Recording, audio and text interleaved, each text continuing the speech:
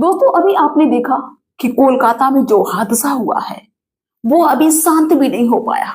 वहां के लोग जो प्रोटेस्ट कर रहे हैं, जो धरना प्रदर्शन कर रहे हैं, जो तोड़फोड़ वहां पे हो रही है, वो अभी सही से शांत भी नहीं हो पाई। तब तक राजस्थान राज्य में भी एक ऐसा हादसा हो जाता है, ऐसी घटना घटित हो जाती है कि वहां भी लोग इसी तरह प्रदर्शन कर रहे हैं, वहां भी लोग तोड़फोड़ कर रहे हैं, लोग सड़कों पे उतर आए हैं। लोग वहां भी कह रहे हैं कि न्याय चाहिए, जो आरोपी है उसको फांसी की सजा होनी चाहिए। अब दोस्तों आपके दिमाग में ये बात आ रही होगी कि आखिर में राजस्थान राज्य में ऐसा क्या हो गया, ऐसा कौन वो आरोपी है और उसने क्या कर दिया जिसकी वजह से उसके लिए लोग फांसी की मांग कर रहे हैं। तो आइए दोस्तों हम आपको पूरी इस घटना के बारे में बताते हैं कि आखिर में राजस्थान में ऐसा क्या घटित हो गया।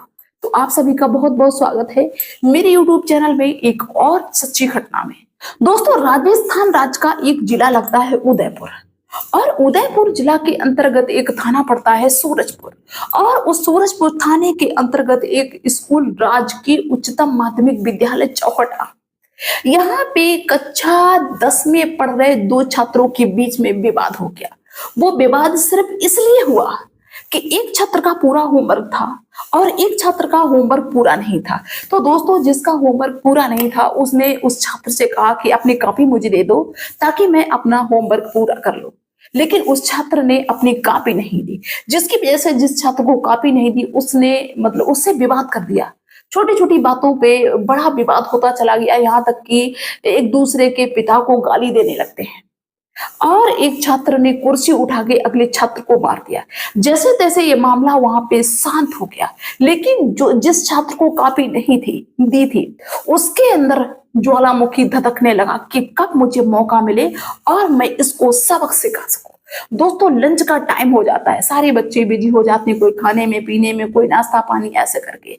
लेकिन क्या होता है कि जिस छात्र को कॉपी नहीं दी थी वो जाता है गेट के पास जहां पे उसकी स्कूटी खड़ी होती है, और अपनी स्कूटी पे वो बैठ जाता है।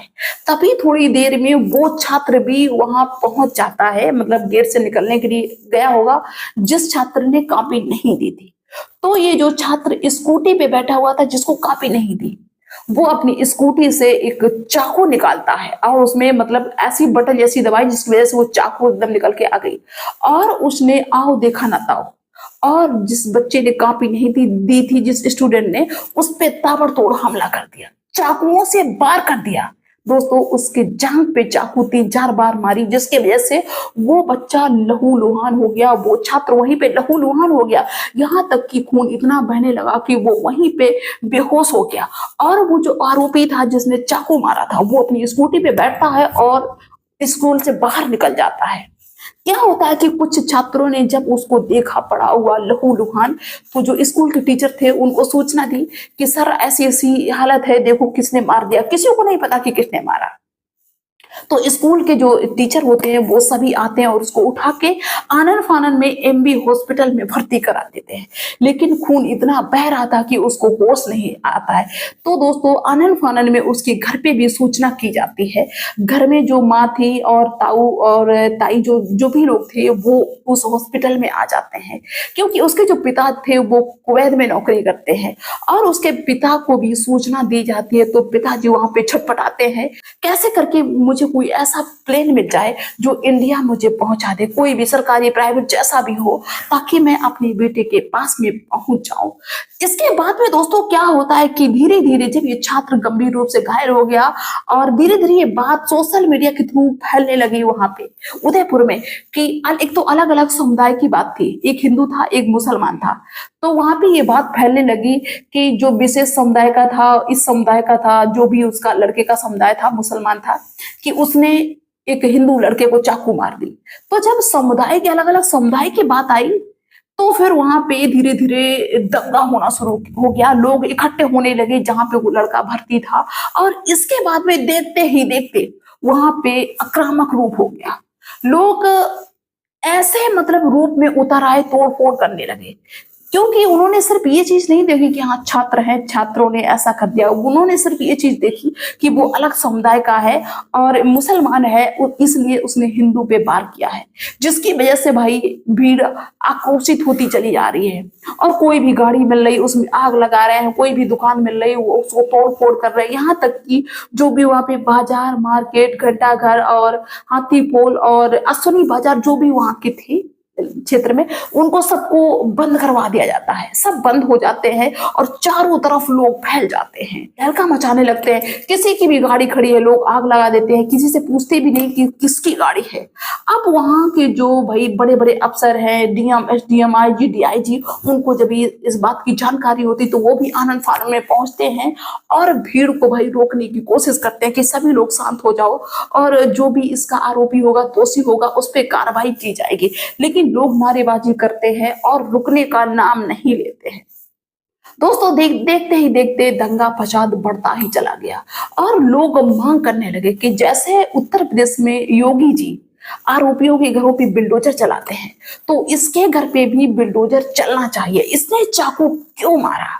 और दोस्तों सबसे बड़ी बात ये भी आती है कि सबको शंका थी कि आखिर में विवाद उसका वहीं पे हुआ, तुरंत उसने चाकू मार दी। क्या वो 24 घंटे चाकू अपने साथ में रखता था? जब पुलिस उस लड़के को हिरासत में लेती है, जो छात्र बताते हैं, इसके बाद में उसको हिरासत में लिया जाता है, उससे पूछताछ की जाती, तो वो बताता है कि मेरा जो चाकू था इसको हम 24 घंटे अपने साथ में रखते थे, क्योंकि उसका एक मोहल्ले के एक लड़के से विवाद चल रहा था, जिसको सबक सिखाने के लिए वो 24 घंटे चाकू अपने साथ में रखता था और किसी को इस बात की जानकारी नहीं थी। उसने बताया कि मैं ये चाकू एक मेला से 400 रुपए में लाया हूँ और उस लड़के को मारना चाहता हूं और मुझे मौका नहीं मिलता, लेकिन आज मुझसे इसने झगड़ा कर लिया बिना बात के, जिसकी वजह से मुझे चाकू इसको मारना पड़ा। दोस्तों उसको हिरासत में ले लिया गया। फिलहाल नगर निगम के द्वारा उनके घर वालों को भी ये सूचना दी गई कि तुम्हारा जो घर है वो अवैध जगह में बना हुआ है, उसको गिराया जाएगा, क्योंकि पब्लिक जो वहां पे थी इतनी ज्यादा आक्रोशित हो गई कि पब्लिक को शांत करना ही मुश्किल पड़ रहा था। लेकिन जैसे तैसे करके उसको अवैध दिखा के उस आरोपी का घर भी बिल्डोजर से गिरा दिया जाता है। इसके बाद में क्या होता है कि जैसे तैसे भीड़ भाई शांत हो जाती है कि चलो, ये दोस्तों 16 तारीख की घटना है। इसके बाद में 17-18 तक भीड़ काफी आक्रामक रही, लेकिन फिर शांत हो जाती है। लेकिन अब सबसे बड़ी बात यहाँ पे आ गई कि जो छात्र वहां पे भर्ती था एमबी हॉस्पिटल में, जिसका नाम देवराज था, 15 साल की उम्र थी और लगभग दोनों की 15 साल की उम्र थी, वो भर्ती था, तो उसका खून इतना बह चुका था कि 19 तारीख के शाम को उसकी मौत हो जाती उस हॉस्पिटल में। जब उस छात्र की वहां पे मौत हो जाती है, अब मौत के बाद में तो वहां पे और भी ज्यादा हंगामा कटा हुआ है। फिलहाल में जो वो आरोपी था उसको और उसके घर वालों को गिरफ्त में ले लिया गया है और उनका मकान भी गिरवा दिया गया है। जब दोस्तों देवराज की मौत हो गई है, उस छात्र की मौत हो गई, तो लोग अब इस बात के लिए धरना प्रदर्शन कर रहे हैं, इस बात के लिए भाई आक्रमिक है कि नहीं, सिर्फ इसको नाबालिग कह के छोड़ा ना जाए कि हाँ भाई नाबालिग है और उसको थोड़े दिन की सजा दे के इसके बाद में उसको छोड़ दिया जाएगा। इसने जघन्य अपराध किया है, जिसकी वजह से इसको मौत की सजा होनी चाहिए। नाबालिग नहीं, बालिग की तरह इसको सजा देनी चाहिए, नहीं तो ये छूट के इसका भाव बढ़ जाएगा, ये दोबारा फिर से किसी पे अटैक करेगा, फिर से किसी पे चाकू का वार करेगा। इसको खत्म करना चाहिए। फिलहाल दोस्तों ये मांग कर रही है वहां की जनता, वहां के लोग। अब इसमें देखो क्या निकल के सामने आता है। फिलहाल तो अभी बंगाल में ही जो आरोपी है कि आखिर में उनको फांसी की सजा दी जाएगी कि नहीं दी जाएगी, लेकिन यहाँ भी फांसी की सजा मांगी जा रही है उस आरोपी के लिए कि फांसी की सजा इसको हो। अब क्या होता है, नाबालिग कह के उसकी सजा कम कर दी जाती है या उसको फांसी की सजा दी जाती है।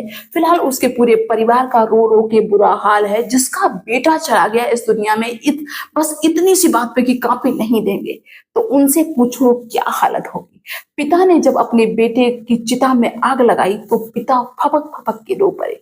माँ का बुरा हाल है रो रो के। दोस्तों आप सभी लोगों का इस बारे में क्या कहना है?